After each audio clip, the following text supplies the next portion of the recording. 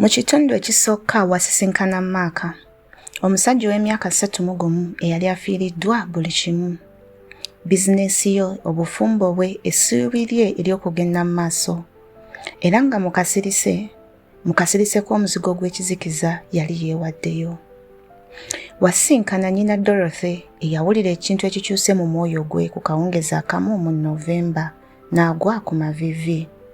Eyawandiika erinnya lya mutabani we ku lupapula n'aliteeka mu Bayibuli ye. Eyasituka mu ttumbi buli kiro okumala wiiki 11. N'alwanirira omwana w'obulenzi eyali talina kirowoozo nti alwana. Era awo n'olaba Maaka ng'anyigirizibwa ekintu kye yali tasobola kunnyonnyola, ng'atambula mu paaka eya Desemba ennyogovu n'atuula ku katebe ku mabbali g'ensulo y'amayinja. Awo omuntu gw'atamanyi ng'alindiridde. Kino kye kitundu ekyokubiri, wano we tuzuulira ddala omuntu oyo gwe tutamanyi yali ani. Maaka teyaddamu musajja kintu kyonna era teyasituka kuvaawo. Wabula omusajja yeeyongera okwogera. Yayogera okumala eddakiika nga 10. Ku kugwa kwe, okuddamu okwezimba, amakubo ge n'amakubo ge yali tasuubira. Obulamu bwe bwali bumukyusizza okutuuka ku kintu kye yali tayinza kutegeka. Yali tabuulira njiri, yali talina kyatunda. Yali ayogera ebigambo eby'amazima ku bulamu bwe mu ngeri abantu bokka abonaabona mu mazima gye basobola okwogeramu, awatali kukola, awatali kwefuula. Yatunula ku nsulo era okusirika wakati waabwe tekwali kwa buzibu. Kyali kika kya kusirika ekikulembeddwamu ekintu ekikulu. Oluvannyuma yayogera. Obadde ositula ekintu ky'otateekeddwa kusitula wekka, bwe yamugamba. Eddoboozi lye lyali wansi era nga teriyanguwa, ng'omuggo oguli waggulu w'amayinja amaseneekerevu. Era weekakasa nti obuzito kitegeeza nti oli munafu, si bwe kiri. Kitegeeza nti obadde ositudde ekintu okumala ebbanga eddene ennyo okusinga abantu abasinga bwe baalisobodde. Maaka yakyuka n'amutunuulira n'amubuuza, nkumanyi? Omusajja teyaddamu kibuuzo butereevu. Yamala kweyongerayo ng'amaaso ge gakyali ku nsulo. Enzigi ezaggalwa tezaali za kubonereza. Bwali bukuumi. Wali okyusibwa okuva ku ky'oyagala n'okwolekera ekyo kye wakolebwa okuba. Naye okukyusa kulabika kwe kumu n'okugaana ng'oyimiridde munda mu yo.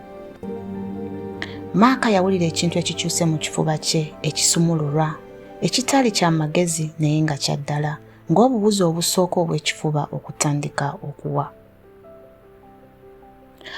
Omanyi otya ekintu kyonna ku nze? Bwe yamubuuza mu kasirise. Omusajja yasembayo okukyuka okumutunuulira era bwe yakikola Maaka yafuna okuwulira okusinga okwewuunyisa, si kulabibwa wabula okumanyibwa. Buli kimu awataali bukwakkulizo era nga tewali musango.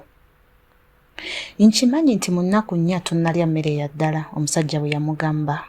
Nkimanyi nti walekeraawo okusaba kubanga wali okkiriza nti okusirika kwali kutegeeza butabaawo. Era nkimanyi nti mu kiseera kino ky'oyita okulemererwa mu butuufu kwali kuwonya, so si kukusaanyaawo. Sizoni y'okuzzaawo eri kumpi okusinga Maaka bw'osobola okukirowoozaako. Toli ku nkomerero, bwe yamugamba ng'asituka okugenda. Oli ku mulyango. Enjawulo wakati w'ababiri bano esobola okuwulira nga y'emu, naye omu yekka ku bo yalina oluggi. Yassa omukono mu bufunze ku kibegabega kya Maaka era n'oluvannyuma Maaka yalwana okunnyonnyola okuwulira. N'atuuka ku nkomerero ku kigambo ebbugumu eryamuyitamu ng'amazzi agajjuza ekibya kye yali tategedde nti kyereere. Awo oluvannyuma omusajja n'atambula n'agenda. Maaka teyamufunako linnya lye. Maaka yakyuka okumulaba ng'agenda era mu sekonda 10 ze yatwala okukyusa omutwe n'okutunula, omusajja oyo yali abuzeewo. Engeri figa gy'ebulamu ng'otegedde nti obadde oloota, naye Maaka yali taloota. Entebe yali nnywevu wansi we, ensulo yali ekyadduka. Yatuula mu kasirise ennyo okumala ebbanga eddene. Olwo omulundi gwe ogwasooka mu myezi, Maaka yakutamya omutwe gwe awo wennyini ku katebe k'olukale wakati mu paaka n'asaba. Engeri omusajja gy'asaba yeerabidde engeri naye ng'asusse okuggwamu essuubi n'obutafaayo. Yasaba okutuusa emikono gye bwe gyalekeraawo okukankana. Bwe yasitula omutwe ensi yalinga y'emu ddala, naye nga waliwo ekintu munda mu Maaka ekyali kizzeemu okutegekebwa. Yagenda eka yakubira nnyina essimu, wabula teyamubuulira buli kimu, si ku lunaku olwo. N'amugamba nti yalina okutagana mu ye, okutagana okw'amaanyi. Era Dorothy yali amaze wiiki 11 ng'asabira essimu eyo yennyini.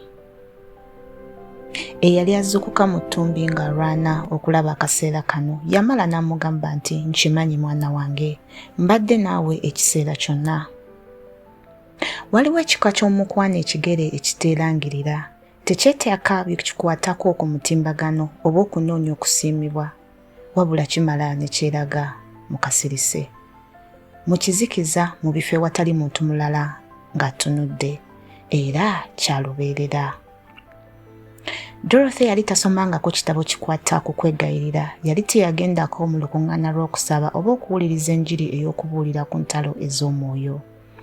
Yali maama yekka, yali ayagala mutabani we okusinga bwe yali atya okuba omukyamu, okusinga bwe yali atya okulabika ng'omusiru, okusinga okutya okukuwa okufukamira ekiro ku kiro ku lw'omuntu atamanyi naki akikola. Kwe kugamba mpozi ennyonnyola entuufu ey'okukkiriza. Si butabeerawo kubuusabuusa, wabula okwagala okweyisa ng'ebitalabika nti bya ddala, ne bwe kiba nti buli kimu ekirabika kikugamba kirala. Yali akkiriza nti essaala ezo zisobola okutuuka mu kifo ky'atasobola kugenda mu mubiri. Yali akkiriza nti basobola okutambula mu kisenge kyali tasobola kuyingira, ne batuula ku mabbali n'omwana we omulenzi gwe yali tasobola kukwatako. Era mu kasirise mu ngeri etalabika ne batandika okukyusakyusa embeera okwetooloola. Kino yakikkiriza si lwakuba nti yalina obukakafu, wabula lwakuba yali akimanyi. Yakiwulira mu ffumbiro eryo eryannyogoga ku kawungeezi ka Novemba nga waliwo ekintu ekimugamba okusuula buli kimu alwane. Era yali alwana. Okudda engulu tekutera kuba kwa firimu. Tekituuka mu kiseera kye kimu, kijja mu mpolampola nga bulijjo, okuba ku ssimu, emmere okuliiba, olw'enkya okutuuka watali kutya. Ne ku Maaka kyajja bwe kityo. Yayita mikwano gye emitono egy'edda, yatandika okulya ku mmere ennungi. Yasitula ekitabo kye yali tannamaliriza emyaka 2 emabega n'akisoma okutuusa ku nkomerero. Nga wayise ennaku 3, essimu ya Maaka yavuga. Eddoboozi eryali ku ludda olulala lyali lya musajja ayitibwa Gerard, Direkita w'emirimu mu kampani ya wakati ey'okutambuza ebyamaguzi mu nsi z'ebweru. Yintaviyu yategekebwa wiiki eyaddako, era Maaka yafuna omulimu ogwo. Ye ne nnyina batandika okwogera ku ssimu buli lwa Sande, era akawungeezi akamu mu biseera by'omusana, nga wayise emyezi nga 6 oluvannyuma lw'ekiro ekyo ekya Novemba, Dorothy yamubuulira bye yali akola. Yamubuulira ku ntebe yali ku ddirisa ku lupapula lwali mu Bayibuli ye, wiiki 11 ez'okusaba mu ttumbi ze yali talina kyamanyiiko. Maaka yasirika okumala ebbanga ddene. Lwaki tewantegeezaako maama? Bwe yamubuuza. Maama we n'amuddamu kubanga entalo ezimu zirwanibwa mu nkukutu era bwe zityo bwe ziwangulwa. Oyinza okuba nga toli Maaka, oyinza okuba nga tewayimirira ku nkomerero y'obulamu bwo, ng'okakasa nti emboozi yali ewedde, naye oyinza okuba ng'omanyi omuntu alina. Oyinza okuba omuntu ayagala omuntu omu mu kizikiza eky'ekika ekyo, omwana wo, muganda wo, mukwano gwo, era oyinza okuba nga wawulira obutaba na buyambi obw'enjawulo obw'okufaayo ennyo ku muntu gw'otasobola kutuukako. Emboozi eno yiyo nga bwe kiri eri Maaka.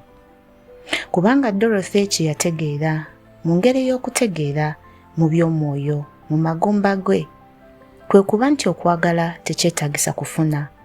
Okusobola okukola obulungi, bulijjo tosobola kugoberera muntu mu kizikiza kye.